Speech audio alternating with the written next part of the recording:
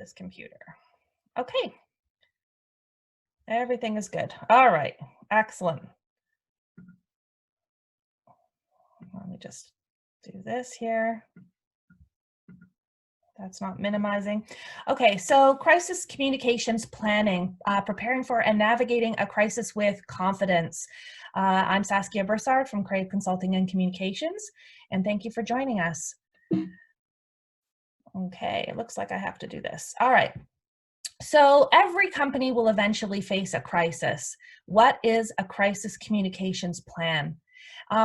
It's actually a detailed written document. It's a physical document that you keep on your server, keep handy, print it out. And it has all of your guidelines and protocols in the event of an emergency or crisis. It is a living, breathing document. It must be reviewed periodically by the team. So the first question is, do you have a crisis communications plan? Okay, if you didn't have one now, you're going to have one at the end of this. All right, moving on. So why do you have a crisis communications plan? The reason that it's important to have one is that it's designed to protect and defend the company's reputation. It also allows you to quickly contain a crisis and mobilize quickly. It allows for faster recovery so that you can get back to business. It also it provides a mechanism for you to learn from your mistakes. It's the cloud, the fog of a crisis. So often we do make mistakes and we need to learn about those so we can avoid them for the next time. And I call a crisis communications plan an insurance policy for your business. There are lots of different types of crises. So I'm going to walk through some of the main crises that I'm aware of, and there may be others that you would want to add to this list.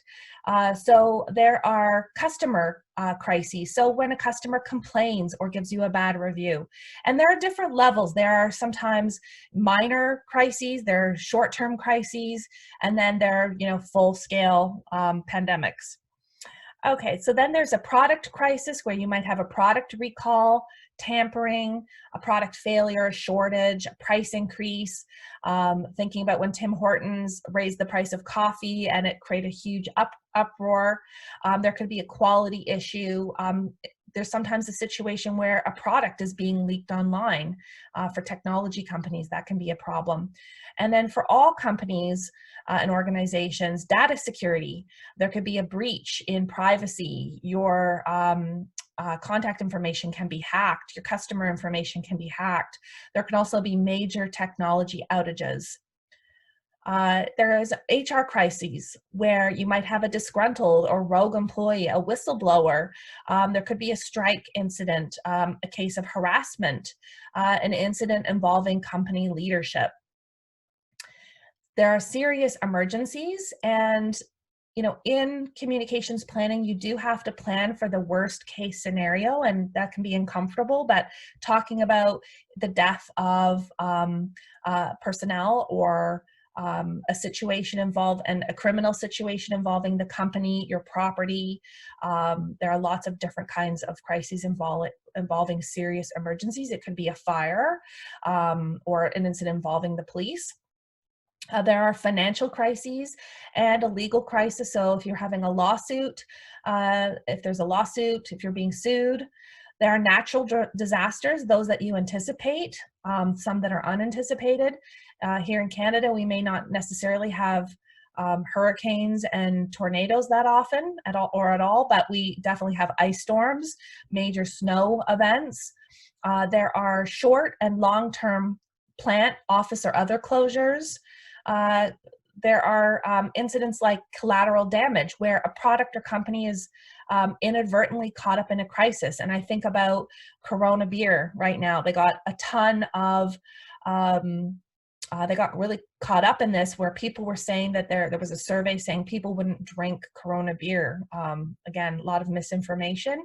And then it was picked up by the late night talk shows. There are situations where your good intentions go wrong. For example, you might make a donation to a charity and then you find out that that charity is being investigated for fraud. and then you have that crisis to deal with. There are also industry-specific issues. For example, if you're working in an agricultural product where you might have an animals rights demonstration, there might be a climate change issue. I had a wine client that had cut down some trees in order to expand their winery, and there was a lot of ruckus with the community, boycotting them and picketing. And then there are pandemics. I probably wouldn't have added that. I wouldn't have thought to add a pandemic to this list, but here we are.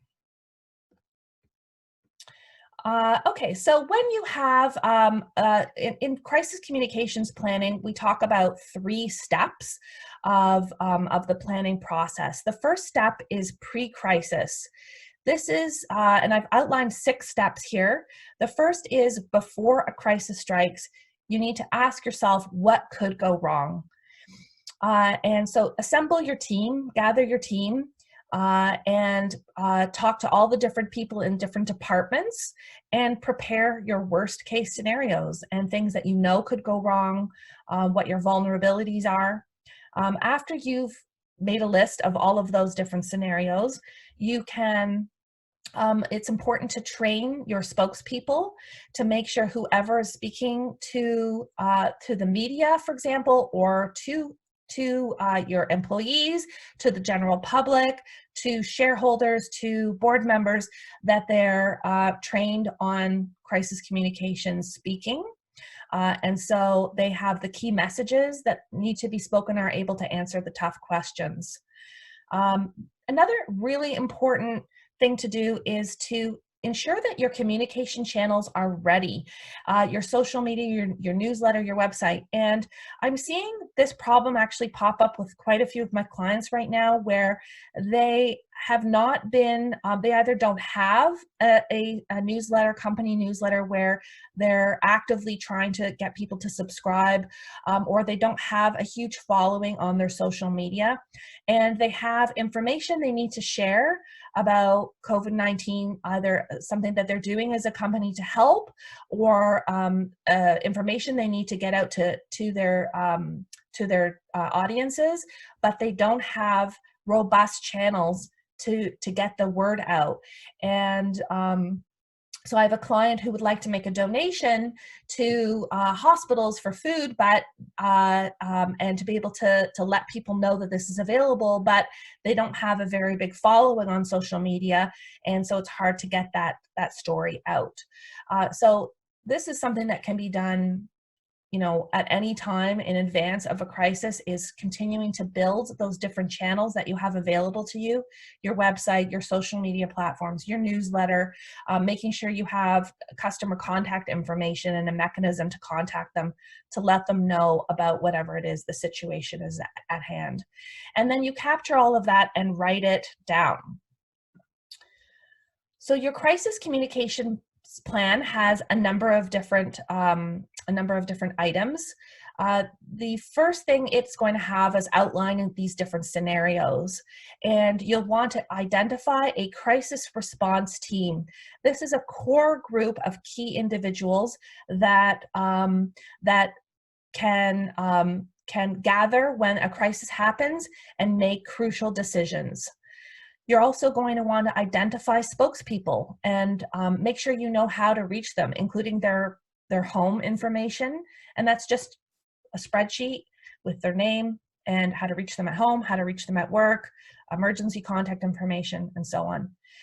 You'll also want to point out the chain of command. You really need to know who is in charge. Typically, it's the CEO or the executive director, but you want to have, okay, if this situation occurs, who is in charge to make the final call? Also, you'll need to identify who needs to be consulted. And for most companies, that will include legal, potentially your accounting department, different department heads, subject matter experts. It might be an engineer or a lead scientist, as well as your board of directors. A communications plan will also have some draft responses. So for example, let's say an easy situation. There's a bad review about your company on Facebook or on Yelp. You'll want to have some canned responses, some responses that are written out that you can easily refer to, as well as any procedures or protocols that you have. And uh, at this point, you'll also want to make sure that you have key messages. And I'm going to be doing another media training session as part of the Griffin's Lair pitch competition. For those of you that are joining, you'll see me again for that. And we're going to be talking about key messages. But key messages are very, very short statements, clear, concise statements that really capture the essence of your company and the narrative that you would like to put out there into the world. So it's important to have those key messages at hand, as well as any policies or facts. So for example, let's say someone gives you a bad review on Yelp and says, oh, I went to this restaurant and it was really dirty. You might say, you know, we take our cleanliness very seriously. We have a team of people that clean the bathrooms every half an hour. Obviously, this wasn't done. We'll investigate, and so on.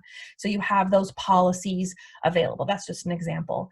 And we often draft what are called standby statements for any situations that come up. And they might be a statement that says, you know, we are looking into this. We're investigating. We understand that there was this situation. This is how we're going to proceed. It's important to have listening and monitoring tools set up.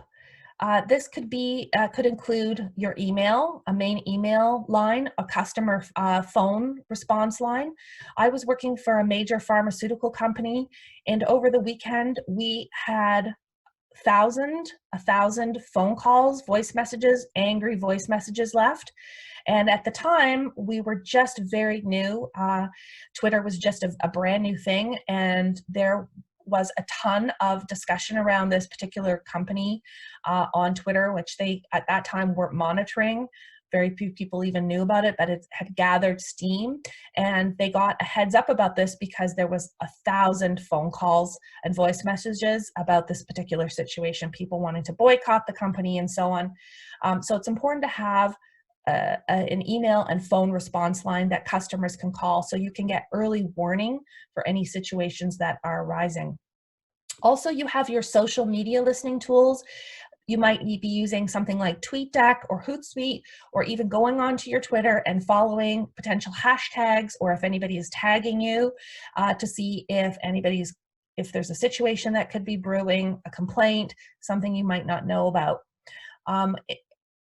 In many PR agencies will use media monitoring tools. They're professional tools. They're quite expensive. A tool like Cision, there's a number of others out there. But I think for most of my clients, we set up Google Alerts, and you can set them up that they are sent to you as in real time. You can also have them sent weekly or daily, but for crises, you want to have those sent as they happen. So if something is being posted online about you, a story is running, you'll get an early notice about that. Also, if you have a product or service that is customer facing, checking your customer review site. So looking at OpenTable or Yelp or your Facebook page where customers are able to review you, and being able to monitor those every day, especially if you're a restaurant. And ensuring that there is a channel to report or flag potential issues. So in many cases, people have assigned social media to a particular person on their team. It could be someone who's in-house. It could be an external supplier. It could be a young person who is doing your tweets for you, and then they need to know what channel do they follow, what protocols do they follow if your company is being mentioned online, so that those are flagged early on up the food chain and dealt with accordingly. Also important to build a positive relationship with media. And this is stuff that can be done way in advance. It's about being helpful and transparent and a trusted source of information, and being seen as responsive to the media. Media will try to contact you through a phone number that they have or an email. You can also have a media page where you can post information specifically for reporters and journalists or other influencers. But it's important to get back right away to a journalist, because if you don't, we've all seen the story, well, a journalist will write that we reached out to the company, but they didn't get back to us in time. And if you don't get back, then your side of the story is not going to be shared. So it's important to build that relationship whenever a journalist is calling, to make sure you're getting back, find out what their deadline is, what they're working on, and try to be as transparent and helpful as possible. So now we're moving into step 2, which is crisis response. So this is when something has happened and now you need to put your plan into place. So the first one is to stay calm. And that is obviously, it's obvious, but it's actually very hard. And when I was working for a pharmaceutical company, we used to say that the PR department should always be the eye in the storm. We should be the calm people, and other people would be freaking out. And we're like, let's stay calm and then figure out what to do. So the first thing you're going to do is to activate your crisis response team that you identified in the plan. And then you need to investigate. So you need to figure out what happened exactly. When did it happen? Who did it involve? Talk to your internal stakeholders. Find out, okay, there's a problem with shipping. Go to the shipping department. You'll want to consult your experts and monitor the situation. And then you're going to bring out your plan and review and refine your standby statements or any response that you'd like to make public. You're going to want to determine who will speak, and you might want to have a small amount of time to practice or role play a press conference before actually getting out in front of a camera, so that any tough questions, that you're prepared for those, and that you have some remarks and you're ready to deliver those, as well as your key messages. You want to be able to choose the right platforms to communicate your messages to the right audience. So if something happened on Twitter, then I would suggest you use Twitter to communicate back to the Twitter community. If the situation happened on Facebook, to use Facebook. If there's something in the media, then you might need to work through a variety of channels.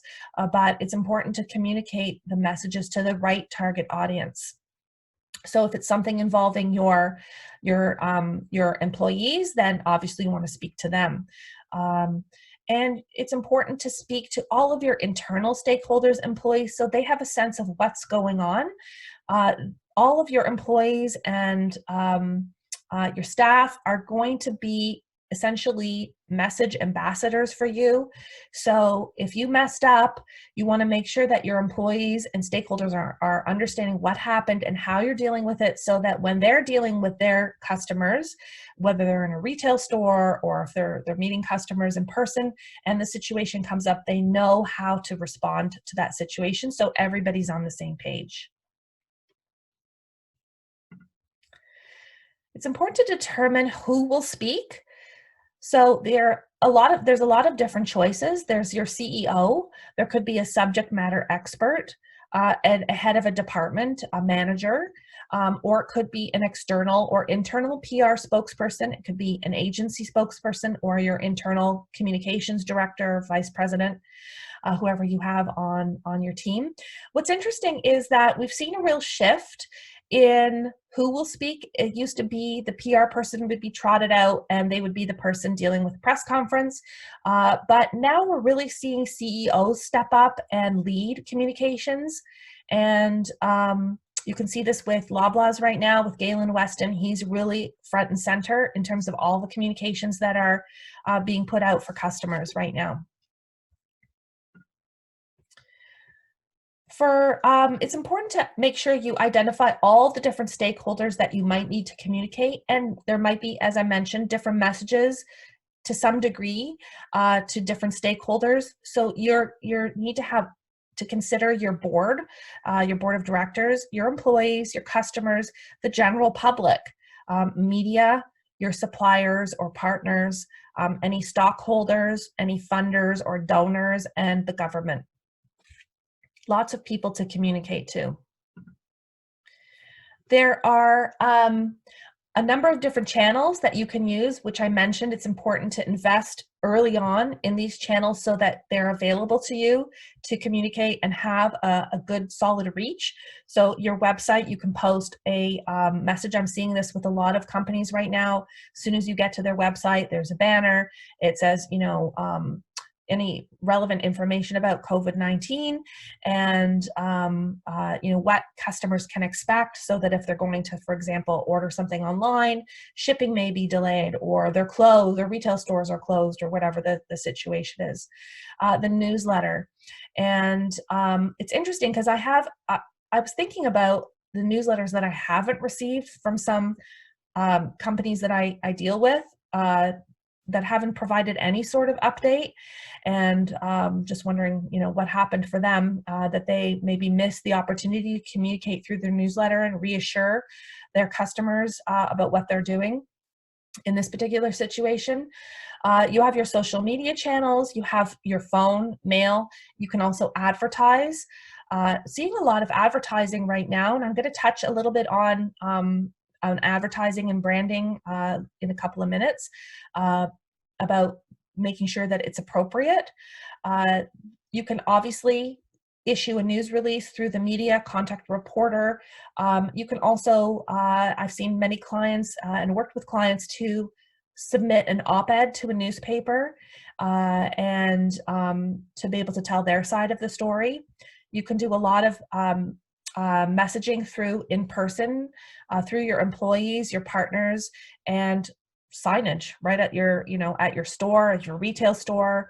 If you have one, you can have signage right there to talk, our store's closed. Lots of things that you can, different channels that you can use to communicate. Social media is a little bit of its own beast. You need to really have your own, its own plan for this. The first thing you need to do, and if any of you haven't done this already, I would suggest it be one of the first things you do after this call, which is to hit pause on any pre-scheduled content. Many of us are pre-scheduling our content, so we're planning our editorial calendar and placing posts on Tuesdays and Thursdays, and we have all the content lined up and ready to go. When a crisis hits and then you're posting something frivolous, you can get a lot of blowback about that. So it's important to make sure you press pause on any scheduled content and take that moment to assess, okay, what do we really need to communicate? We probably don't need to communicate about this new flavor of ice cream or a sale on this or that when we have a crisis happening. Your communication, the types, the way you communicate will vary from platform to platform. So Twitter, there's a lot of journalists on Twitter, and it's important to have Twitter if you want to communicate to a lot of journalists. It's good for text, and as well, you can post links to video, post information that goes back to your website. There is a big potential, though, for things to go viral and for you to lose control very quickly on social media. And as we all know, I think most of us are on various platforms. You have to factor in the fact that there can be a lot of humor, irreverence, there's outrage, things can spiral. Someone can try to do something good, and then there'll be 10,000 memes that are mocking you on Twitter. And there's, there are trolls, there are people there that it's their sole purpose in life to provoke so that they can get followers, and that's just something that you have to deal with, and that's why it needs its own plan. Social media also has its own vocabulary and style. If you talk to someone who is under 25, you might get a sense of some of those words that are being used on social media. For example, if anybody knows the word stan, what that means, I won't put that out as a question, but it's a super fan. So knowing the vocabulary, knowing common popular language will help you and understand if you're being, if people are saying something nice about you or not. And don't underestimate community correction. So your fans will fight on your behalf and sometimes fight it out for you, and you can just take a little bit of a step back and let that conversation happen. And lots of people will rise up and defend you if you've done a good job building your reputation and building a strong community. And important to remember the role of employees and influencers. So if you're engaging influencers, you'll want to reach out right away, have them hit pause on any pre-scheduled content if you're paying influencers. And if you have employees, making sure that employees understand that if they're working for the company, what rules of engagement they have, if they're making a comment on a political situation or on the situation of a company, that they're not seen as speaking on behalf of the company. So that's an important consideration for social media. I see some questions popping in. I just wanted to check in very quickly. I will get to some of these questions in a bit, and I'm going to keep going for now. Let me just see here. Okay, so we'll get to some of those questions after, but thank you. Keep the questions coming in, and yes, we are recording this presentation as well. So what are the general principles of good communication? There are a number of things. The first one I would say is promptness. Being prompt, being on the ball is very important. Having compassion and empathy, being honest. So I know a lot of people call PR people spin doctors, and there certainly are a lot of PR people that are very good at that. We see a lot of the political pundits, and in politics we see this quite a bit. But I think it's important to be seen as honest. If you're caught in a lie, and inevitably you will be, then you're going to risk your reputation, and it can be very damaging. So it's better to be honest and to take responsibility and admit blame. Very hard for companies to do sometimes when there's potential legal ramifications, and that's why you do want to involve your lawyers, your legal team, and your board.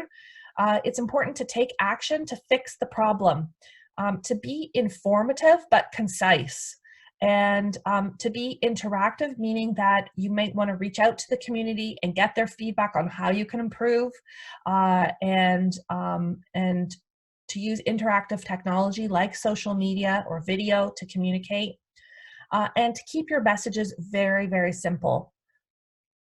I've had a few newsletters coming to me about COVID-19, very, very lengthy newsletters. I know there's a lot of information to convey, and still important to keep it really simple for people, because otherwise people might not read the whole email and then not get all of the information that you need to communicate. So I'm just going to give you a couple of tips on working with the media. It is important to act quickly. Crises often do happen very suddenly, and it's vital to make sure that you respond to reporters who are working on a deadline. I mean, there are some nuances here. Reporters sometimes, they're usually filing their stories. A newspaper reporter will often file by, say, 3 or 4 o'clock. With the 24-hour news cycle, that has changed a little bit. But essentially, they do want to reach out to you. They're probably reaching out to multiple sources. And by the time that they've reached the company, they've probably already talked to quite a few people and know more about the story than you think they do. They will run the story without your side of things. So, and sometimes that's their intent, to give you very little time to respond so that they can run a more one-sided story. You want to make sure that the journalist is able to reach someone at the company, that you ask them right away what is their deadline to file. It should be almost your first question after who are you and what's your news outlet, what is your deadline to file, and let them know when you'll respond. Say, I'll be in touch by 4 p.m. or 3 p.m. With a response for you. You don't need to answer their questions right away. You can just find out what they're working on, ask them to their deadline, and let them know that you'll get back to them. It's important not to speculate, and reporters are very good about asking questions that will get you to speculate on something. And sometimes they have a story they're working on and you don't quite know the angle. So it's important to stick to the facts. If they're asking you, what do you think of this, or opinion, again, write the question down, don't speculate, go back to your crisis communications team, investigate, and then get back to the reporter. Don't offer more than you're being asked.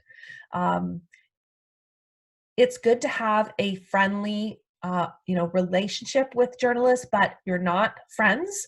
And everything is on the record, even if they say it's off the record. It's not. There's no such thing as off the record anymore. They can be recording you, and they often will try to lull you into a sense of comfort so that you will speak more candidly to them.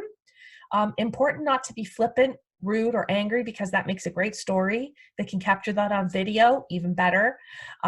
So keep your cool. I wanted to touch base just very quickly on customer review sites. I'm not sure all of the businesses that you're in, but for those of you that have products or services that you're selling to consumers, particularly restaurants or other types of products that people might review, it is important to review those sites.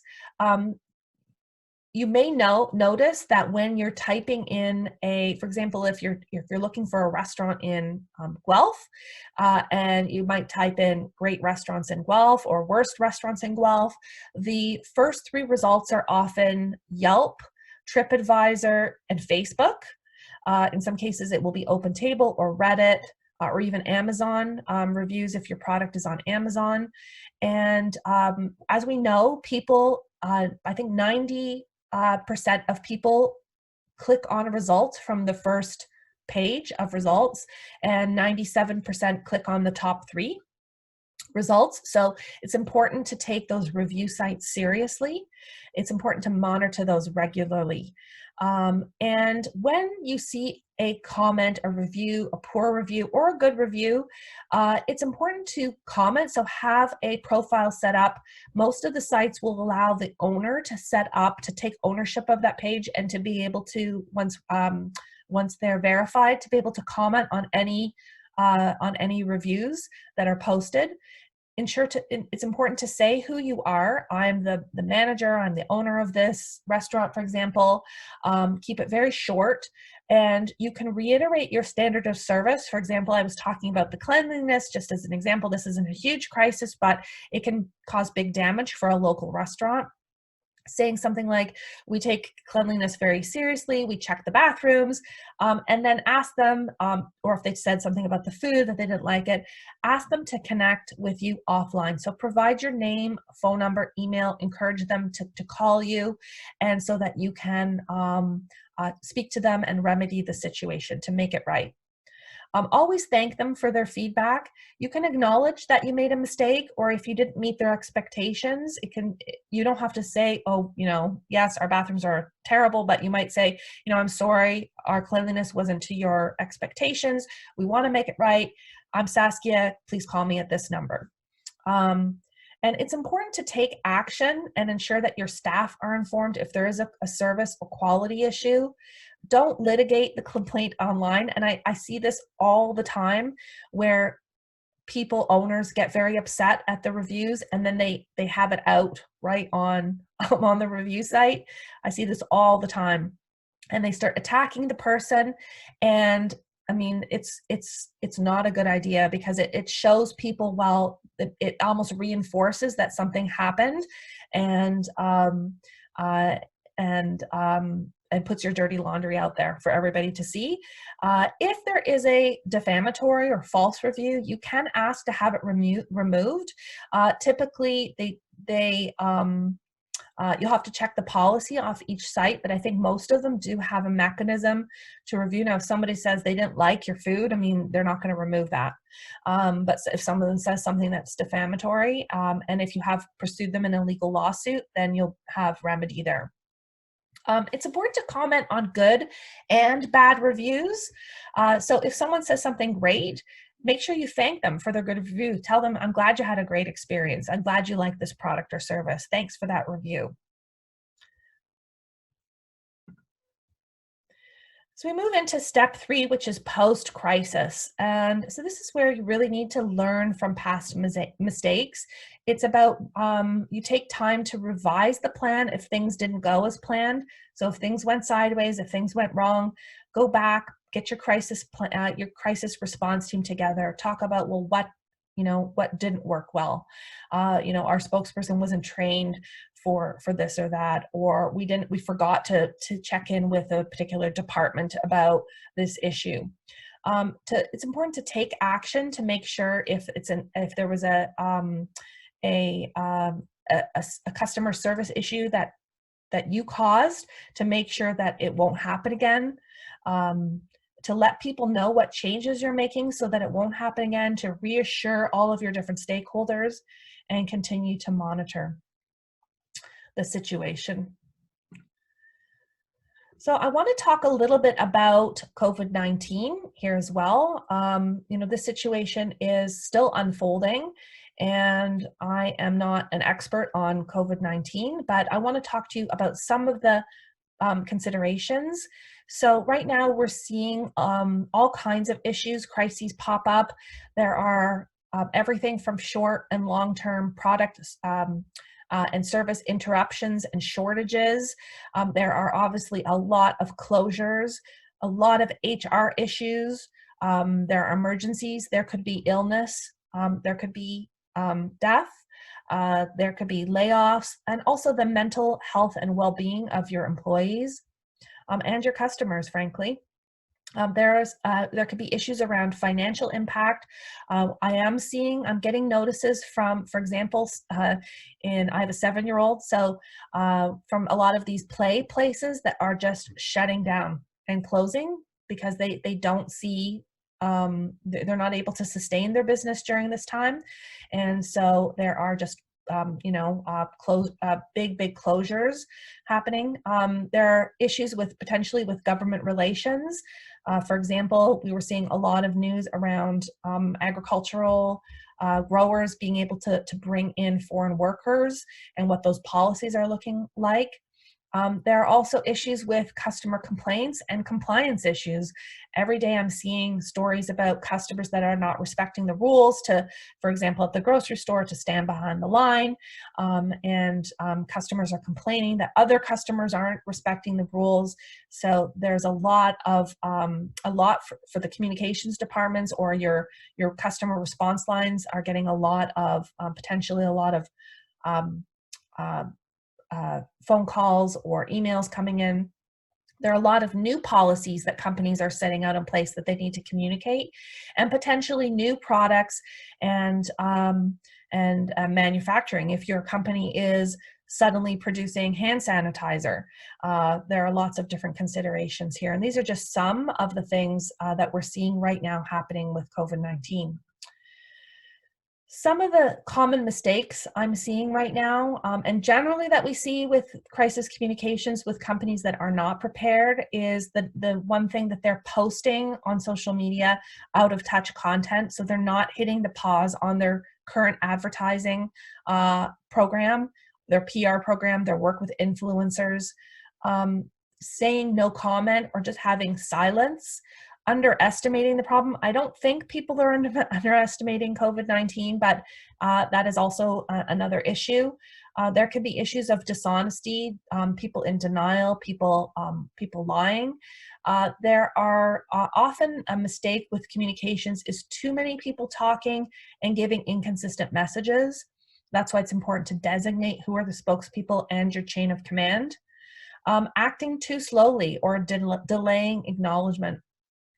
Under communicating is another big problem where people do not use the tools that they have to communicate. Insincerity, failing to demonstrate empathy. I am definitely seeing a few companies get caught up in this right now.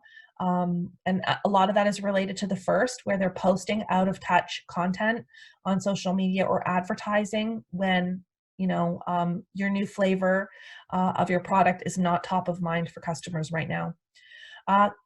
companies that don't take responsibility, and a lot of the times it's companies that are ignoring social media. They're not listening and monitoring, and they get caught unaware that they're being talked about online. And companies that treat media like the enemy and don't respond to journalists. The journalist will run a story with or without you. And so it's best to get them on your side, build some trust, and respond quickly as possible. So we've seen, and I'm sure everybody has seen some good communications. I just wanted to note some of the communications I've been seeing. I mentioned Galen Weston. He has been really at the forefront as the face of his company. And, it's interesting because this company, Loblaws company, has had, good and bad times in terms of their reputation. And I often like to read the comment section, and I think people do appreciate to hear from Galen. I think there's still some trust issues with this company, but I think they're doing a very good job in terms of communicating to the general public their role in making sure people have groceries and dealing with some of the shortages, and so on. I want to touch a little bit briefly on opportunities that there might be, reputation building or brand building. Some of my clients, obviously, they still want to keep going, and they have to keep going. They have employees. They want to make sure they can still employ people. And looking ahead, they want to find out what their company can do or contribute. And I've had almost all of my clients have asked me, what can I do? Can I donate food? Can I, so I work with a client that is making hand sanitizer right now. And so there are things that you can do and contribute right now. And I would ask every company to think about, what does my company make? How can I contribute? And maybe it's just support for your staff, or posting support for frontline workers right now. And sometimes there's something actually that you can contribute. And I think that's important at a time like that in terms of protecting your reputation. Important to show solidarity and compassion and empathy and sensitivity. So again, right now is not the time to talk about your new flavor, or your new invention necessarily, unless it's something related that will help or contribute to the situation at hand. So the media are completely consumed by COVID-19, so it's not a good idea to issue a press release right now for your book launch or your product launch right now unless it's related.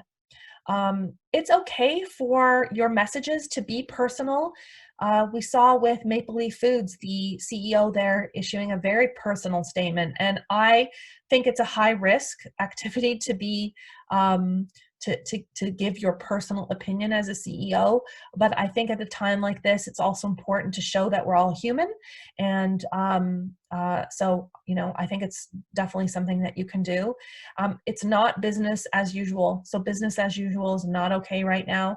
And just to be very cautious with humor. So I mean, there's some attempts and to deal with the situation with some humor and some levity. And you can see that a lot on social media, where there'll be hashtags trending about how people are surviving surviving isolation and surviving this situation. But I think it's important to be a little bit cautious about that, because it can go sideways. So here's a client that I actually work with that's making a hand sanitizer, and there was some pickup from the news. They were obviously covering how small distilleries across Canada are filling the need for emergency sanitizer, hand sanitizer, and cleaning products. So there are companies that are out there still, doing some brand building, for example, but really in a good way. And then we've seen some other companies that have made a few missteps. For example, there was early on a story that ran about Tim Hortons needing doctor's notes, and so there's been, some companies that have been too slow to respond to some situations, and have been getting some bad press as well. So I want to just touch on some immediate steps that you can take. All of us are, in many cases, many of us are working from home. We're dealing with big issues right now, and you may not have time to sit and write a whole crisis communications plan. But one thing you can do after this call is determine your crisis response team. If you don't have one, I'm assuming most people have set up something in place, and any spokespeople that are should be talking to the media. If you haven't already, to press pause on any pre-programmed social media posts, advertising, any influencer partnerships. Just take a step back, evaluate, is this the right time for you to be advertising? Is this the right time for you to pay influencers to promote your product? Is this the right time for you to be doing pre-programmed social media that isn't in line with the situation at hand? To review all of your communications channels. Do you have a newsletter? Is your website up to date? Are your social media channels being monitored?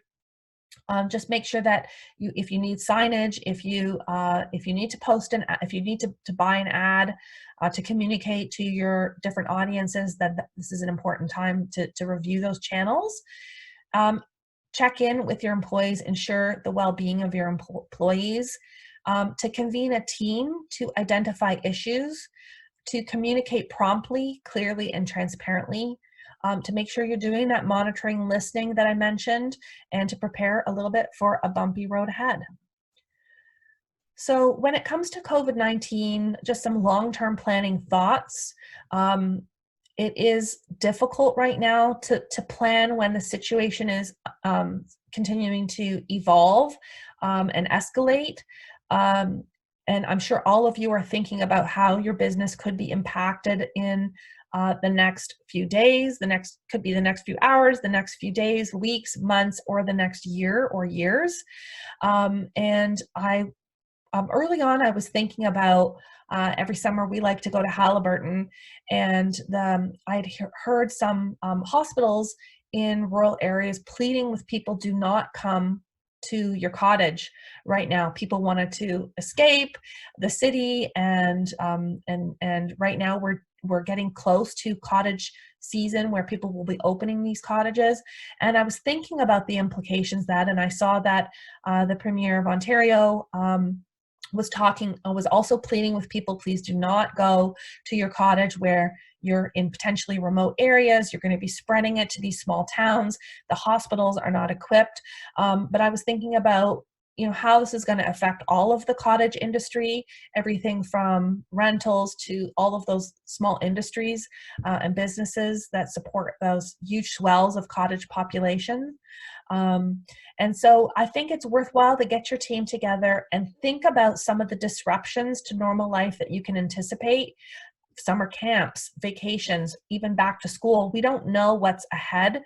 And so when you're thinking through your worst case scenarios, which isn't, it isn't fun to do, but to think through, okay, what's going to happen if our employees get sick? What's going to happen with some of these worst case scenarios over the next few weeks, months, and years? And, we are going to get back to some sort of normal. Maybe it's a new normal, but thinking, how is this, in a year, where's my business? What else can we be doing in 6 months? It is very hard to do that, but that's part of why your team needs to gather and spend some time thinking through your crisis communications planning. So I think that's my presentation. I just wanted to finish with a slide here on just some of your key message or talking points. I think most of you have seen or probably issued your own communications already, but just some general talking points that you can mention in any communications is that you're monitoring the situation and staying informed. This is how you're dealing with it. This is how we're following government advice or health advice, or whatever the law is or the rules are right now. You can communicate any additional precautions that you're taking. Let people know what to expect. Expect closures, expect delays. If there's any new policies you've had to put into place to deal with the situation, make sure you mention how you're taking care of your employees. People are really concerned about this, that your employees are being taken care of. And if you're doing anything to help the community in this situation, you can mention that. Express thanks to customers that are sticking with you or your suppliers. And provide instructions on how people can contact you. And I know that some companies have said, please don't call this line if you, for example, can't get a grocery slot. We are unable to deal with that situation, but still having a channel available for people to contact you is important. So that's it for me. I'm going to just minimize this screen here and show. Okay, I'm learning all this new technology. Here we go. And I want to just take a moment, give me a second here to look at the chat here. I don't know if that's working here. Just a moment here. Okay. I see a couple of comments here. Thank you. And I'm just taking a look at the questions. So yes, I've recorded the webinar. There's a question here. What can you do to shift your ads from planned messaging to a new crisis-focused messaging? Should I negotiate this in my contract with the advertising platform? Yes. I think you do need to pause any ads, advertising, influencer partnerships, and social media posts right now to shift your message to take into consideration COVID-19. It might be messages to reassure people that your company is still open and that you're taking precautions for your staff. It might be to let them know about new hours. But I don't think it's the right time to launch a new flavor right now. I am seeing a couple of companies play with this a little bit, and so maybe there's some room for leeway, but generally I think it's important to just review everything you have planned. And a lot of media are hurting right now. They need the revenues. I think they'll work with you. Everybody understands that it's important to work with their advertisers and to deal with the current situation. There's another question here. When is it too soon to start shifting back to more normal communications about new flavors and such? Well, now was not the right time, I don't think. I don't know if I have the answer for you. I think it's important to continue monitoring and see how things develop over the next 2 to 4 weeks, and continue to revisit that. I mean, people are still going back to still, if you have a grocery product, people are still in the grocery store. And I'm seeing an awful lot of advertising for products and services that will help people during this time. So, everything from these webinar technologies to, online groceries, companies that have, online available will do, add different kinds of services. We'll do driveway delivery or no contact pickup. So I think you can talk about those certainly. So that's part of your communications, but I would press pause on, talking about your new flavor right now. There's a question here. Is now a good time to start building my community, or do I need to wait until things calm down? No, I think this is a good time to continue building, to build your community. And I think having channels to be able to speak to people that are interested in your company and your products and services and to be a part of the conversation is important. People are on social media right now a lot. People are, watching TV a lot right now, and I think,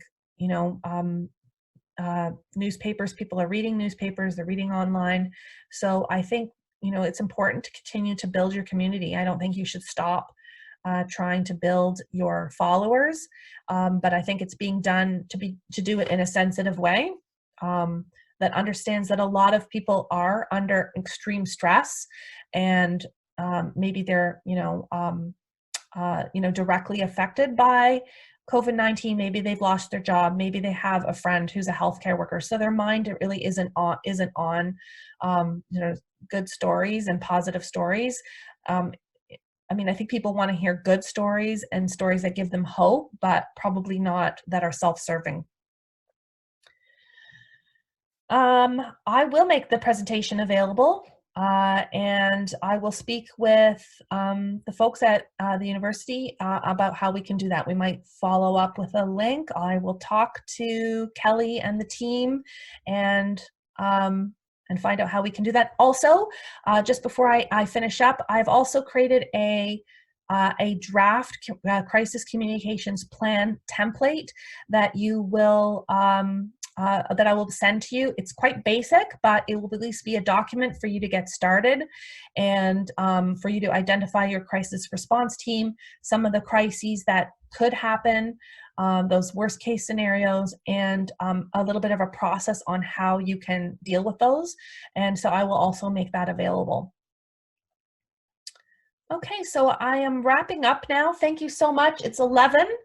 If there are any other questions, feel free to email me at saskia@cravepr.com. And thank you to the University of Guelph. Thank you to all of you for taking time. I hope that you will, and I'm just going to see if I can turn my video back on for one moment. Why did I make this so? I don't know, maybe you can see me already.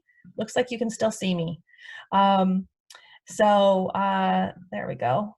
Here I am. And so thank you very much to everybody. Stay well, stay healthy.